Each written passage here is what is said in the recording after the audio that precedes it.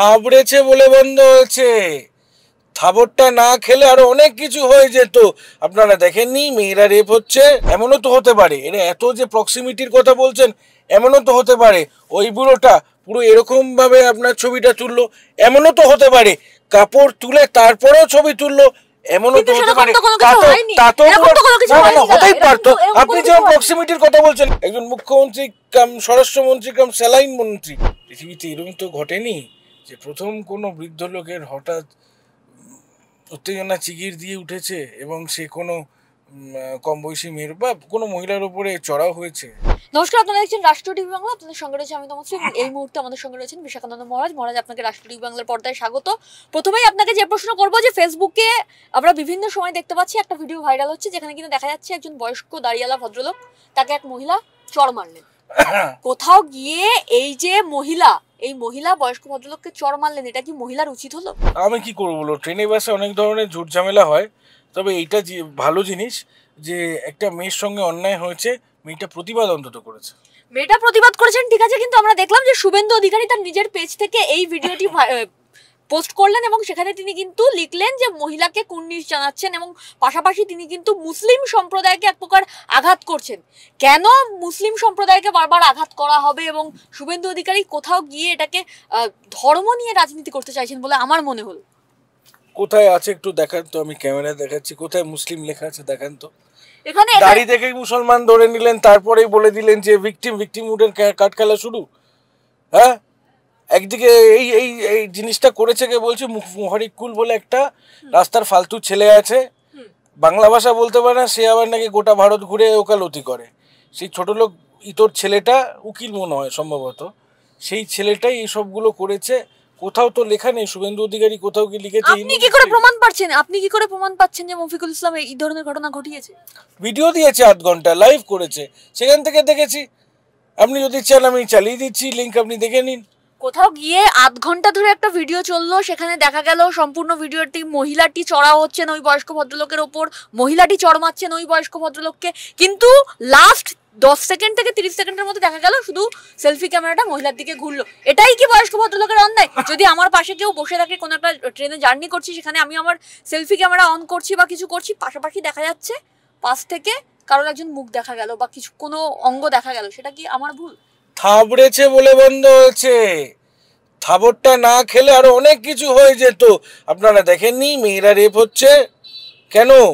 তারা সহ্য করেছিল। আমিও কুর্নিশ জানাচ্ছি ওই ছোট বোনটিকে যে প্রতিবাদ করেছে। এমনও তো হতে পারে, এরা এত যে প্রক্সিমিটির কথা বলছেন, এমনও তো হতে পারে ওই বুড়োটা পুরো এরকম ভাবে আপনার ছবিটা তুললো, এমনও তো হতে পারে কাপড় তুলে তারপরেও ছবি তুললো, এমনও তো হতে পারে। হতেই পারতো। আপনি যেমন প্রক্সিমিটির কথা বলছেন, আমিও বলছি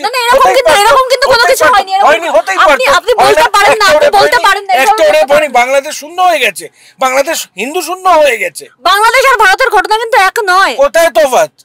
ওরা তো গ্রেটার বাংলাদেশ চাইছে।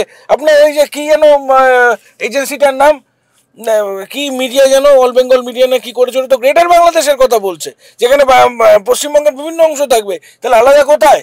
ওখানকার লোকের এখানে প্রবেশ করছে না। 72খানা আপনার চেকপোস্ট ওপেন আছে, ওখান থেকে দিবারাত্রি ইনফিল্ট্রেশন হয়ে যাচ্ছে। তাহলে কি বলছেন? সেখানে দাঁড়িয়ে তো যথারীতি পাহারা দেওয়া হচ্ছে এবং কেন্দ্রীয় সরকার আছে তার জন্য, যে এখানে অনুপ্রবেশ আটকাতে পারে। তার জন্য আপনাকে জমি দিতে হবে। 72খানা চেকপোস্ট খালি রয়েছে, কারণ রাজ্য সরকারের, বিভিন্ন রাজ্য সরকার, শুধু তৃণমূল না, এর আগে সিপিএম, তার আগে কংগ্রেসের গাফিলতি ছিল, যার জন্য চেকপোস্টগুলো বন্ধ করা যায়নি। এবং বন্ধ করা না যাওয়ার কারণে প্রচুর ইনফিল্ট্রেশন ঘটেছে এবং মুড়ি মিচড়ি, অর্থাৎ বাংলাদেশে যে জিহাদবাদ, ভারতের যে জিহাদবাদ, বিশেষ করে পশ্চিমবঙ্গে এক হয়ে গেছে। আপনি কোন দুনিয়ায় আছেন? কোথাও গিয়ে তো মুখ্যমন্ত্রী মমতা বন্দ্যোপাধ্যায় এই জিহাদিদের আটকানোর চেষ্টা করছেন। মুখ্যমন্ত্রী তো তাদের বিরুদ্ধে গিয়ে কথা বলছেন। মুখ্যমন্ত্রীও তো এখন বলছেন যে হিন্দুত্ববাদকে তিনি সাপোর্ট করেন। মুখ্যমন্ত্রী এটাও বলছেন যে ওরা যদি মার্কেটে নেমে যায় সামলাতে পারবেন তো। একজন মুখ্যমন্ত্রী কাম স্বরাষ্ট্রমন্ত্রী কাম স্যালাইন মন্ত্রী, স্যালাইন না, চিকিৎসা মন্ত্রী না হয়ে তিনি এই কথা বলছেন কি করে? ওনার দায়িত্ব জেহাদিদেরকে শাস্তি করা। উনি বলছেন সামলাতে পারবেন তো, উল্টে মানে উনি হুমকি দিয়ে দিন, তার মানে কি আমি লাগিয়ে দেবো? উনি তো এমনিও বলেছেন। মুখ্যমন্ত্রী এও বলেছেন যে আমি ব্রাহ্মণের মেয়ে, আমি পুজো করি, আমি হিন্দুদের পাশে আছি। ওনার বলার প্রয়োজনটা কি? আপনার কি জাত? আপনি বলবেন আমাকে ক্যামেরার সামনে? বলবেন আমাকে আজ অবধি আপনাকে আপনার জাত বলতে লেগেছে? হঠাৎ ওনার কেন এই দায় ঠেকলো, কেন উনি বাধ্য হলেন? তার কারণ উনি বুঝতে পারছেন যে সাধারণ হিন্দু মানুষের মন থেকে ওনার জায়গা মুছে গেছে। কিন্তু বাংলার বুকে এতদিন ধরে তো মুখ্যমন্ত্রী জিতে আসছেন। জিতে আসছেন তার কারণ বাথরুম সরি মৃত দ্বিজেন মুখোপাধ্যায়ের মতো লোকেরা আপনার ভোট দিয়ে চলে যাচ্ছে। এর পরের ভোটে দেখবেন লতা মঙ্গেশকরকে নামিয়ে দিয়েছে। আমরা তো জানি পশ্চিমবাংলার বুকে একেবারে মুসলিম সম্প্রদায়ের যে সংখ্যা, তাদের সংখ্যা অনেকটাই কম। সেখানে দাঁড়িয়ে হিন্দুত্ববাদী হিন্দু মানুষের কিন্তু সংখ্যা অনেক বেশি। সেখানে তো সাধারণ মানুষের ভোটে জিতছেন মুখ্যমন্ত্রী। আপনি গোটা পৃথিবীতে যেখানে যেখানে হিন্দু আছে কোথাও শুনেছেন যে আপনার জিহাদবাদের কোনো জায়গা রয়েছে? মানে জঙ্গি, জিহাদবাদ বলবো না, ওটা ওদের টার্মিনোলজি, জঙ্গিবাদের কোনো জায়গা রয়েছে, হিন্দুরা জঙ্গি কোনো অ্যাক্টিভিটিসে রয়েছে। কিন্তু ইন্টারন্যাশনালি দেখুন, এমনকি মুসলিম দেশগুলো দেখুন, সেখানেও আপনি দেখবেন মুসলমানেরা কিন্তু বিভিন্ন রকমের জঙ্গি কাজকর্মের সঙ্গে লিপ্ত। আরে আমি আরও পরিষ্কার ভাষায় বলছি যে ভাষাতত্ত্বের ওপরে ভাগ হলো তো পাকিস্তান থেকে বাংলাদেশ। এই ইউনিসের টাইমে বলছে না তুমিও মুসলমান আমিও মুসলমান, সুতরাং আমরা ভাই ভাই, আমরা এক, আমরা বাপ ছেলে, আমরা কদিন আলাদা ছিলাম ঠিক আছে। কিন্তু কোন গ্রেটার ইসলামিক রাষ্ট্র তৈরি করতে যাচ্ছে? সেই গ্রেটার ইসলামিক রাষ্ট্র যেই রাষ্ট্রের লোকেরা টাকা দিয়ে অন্য মানে মুসলমান দেশের দুবাইয়ের মতো মানে ইউএইর মতো একটা দেশের টিকিট কিনতে পারছে না, ওরা ওখানে ভিসা দেয় না জানেন? কিন্তু তার সঙ্গে তো ভারতের বিষয় সম্পূর্ণ আলাদা। শুনুন না, ইউএই আপনার পাকিস্তানিদেরকে ভিসা দেয় না কেন বলুন তো? কারণ ইউএই গভর্নমেন্ট জানে ওরা স্পোর্টস ভিসা নিয়ে বা খেলা দেখতে আসার ভিসা নিয়ে তো আমাদের দেশে ঢুকবে, তো খেলা আর দেখবে না, স্টেডিয়ামের সামনে বসে ভিক্ষে করবে, তখন আমাদের গলায় ঝুলে যাবে। কিভাবে আপনি একটা সম্প্রদায়কে এভাবে অপমান করতে পারেন? একটা সম্প্রদায়কে অপমান করা কি একজন মানুষ হিসাবে কি আপনার উচিত হচ্ছে একটা সম্প্রদায়কে এইভাবে টার্গেট করা? এইগুলো আমার কথা না, ইউএইর পররাষ্ট্র দপ্তর বলছে যে পাকিস্তানিদের আমরা এই জন্য ভিসা দিই না, পাকিস্তানি মুসলিমদের। কিন্তু ভারতের কথা সম্পূর্ণ আলাদা। আরে সব মিশে গেছে এখন। আগে এপার ওপার বাংলাদেশ আর পশ্চিমবঙ্গ মিশে গেছিল জঙ্গিবাদের জায়গায়, এখন পাকিস্তান নতুন বন্ধুর হাত ধরেছে। এই জন্য এইসব কথা বলা, ওরা গ্রেটার ভিকিরিস্তান তৈরি করতেছে। কোথাও গিয়ে কিন্তু পশ্চিমবাংলার বুকে এখন এতদিন পর্যন্ত যে জঙ্গিবাদ ছিল, বাম আমলে যে জঙ্গিবাদ ছিল, এখন কিন্তু পশ্চিমবাংলার বুকে সেই জঙ্গিবাদ দেখা যায় না। মমতা বন্দ্যোপাধ্যায় কিন্তু বাম আমলে ছিল, বাম আমলে আদর ছিল? আপনি দেখাতে পারবেন কটা ইনসিডেন্ট ঘটেছে? আপনি বলতে পারেন রশিদ খানের ইনসিডেন্ট, ঠিক আছে, বউবাজের বোম ব্লাস্ট, সেটা তো ওরা বোম জমিয়ে রেখেছিল, ব্লাস্ট করে গেছে। কোইন্সিডেন্ট, লোকটা খারাপ লোক ছিল, আপনার সাট্টা ডন ছিল, আপনি সব বলতে পারেন। সঙ্গে সঙ্গে আমি এটা বলবো কোইন্সিডেন্টালি মুসলিমও ছিল, কিন্তু ব্যাপারটা আরও চেপে কেন ছিল তার কারণ হচ্ছে বামেরা ব্যালেন্স করতে পারতো। এই ব্যালেন্সটা আজকে মমতা ব্যানার্জির হাত থেকে বেরিয়ে গেছে এবং এমন জায়গায় চলে গেছে মমতা ব্যানার্জি নিজেই এখন সন্দেহে ভুগছে যে আগামী নির্বাচনে আমি ফিরে আসতে পারবো তো। কি করে বলছেন যে মুখ্যমন্ত্রী একটা অনিশ্চয়তার মধ্যে রয়েছে? অনিশ্চয়তা তো ওনার মুখ থেকে বেরোচ্ছে। কদিন আগে উনি বলেছিলেন আমি দুধেল গাই, ওরা দুধেল গাই, ওদের লাথি খাবো না কেন, হ্যাঁ, আর কি সব বলে হট করে বলে দিলেন ইনশাল্লাহ। এখন বলছেন আমি ব্রাহ্মণী। কি বলতে চাইছেনটা কি? মানে উনি মুখ্যমন্ত্রী তো ধার্মিক বিভাজন মানেন না, মুখ্যমন্ত্রী তো সমস্ত ধর্মকে সাপোর্ট করেন। আমরাও সেটাই চাইছি, কিন্তু বাস্তবে সেটা নয়। একটা কথা মাথায় রাখবেন, পাবলিক এক্সচেকারের টাকা দিয়ে যেরকম ইমাম ভাতা দেওয়া যায় না, সিমিলারলি পাবলিক এক্সচেকারের টাকা দিয়ে জগন্নাথ মন্দিরও দেওয়া যায় না। আপনি বলবেন রাম মন্দির তো বিজেপি বানিয়েছে, না বিজেপি বানায়নি।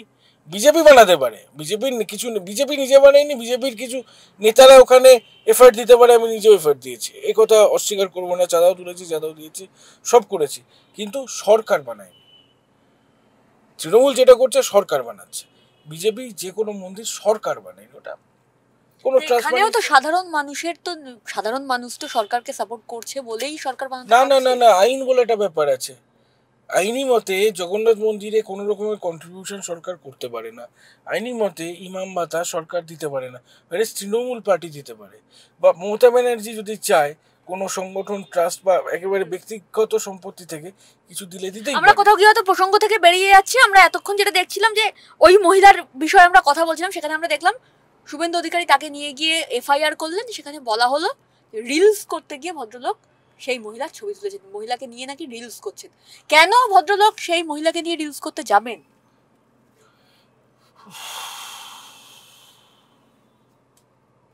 মানুষের পাশবিক উত্তেজনা কখন জেগে ওঠে কে তা জানে।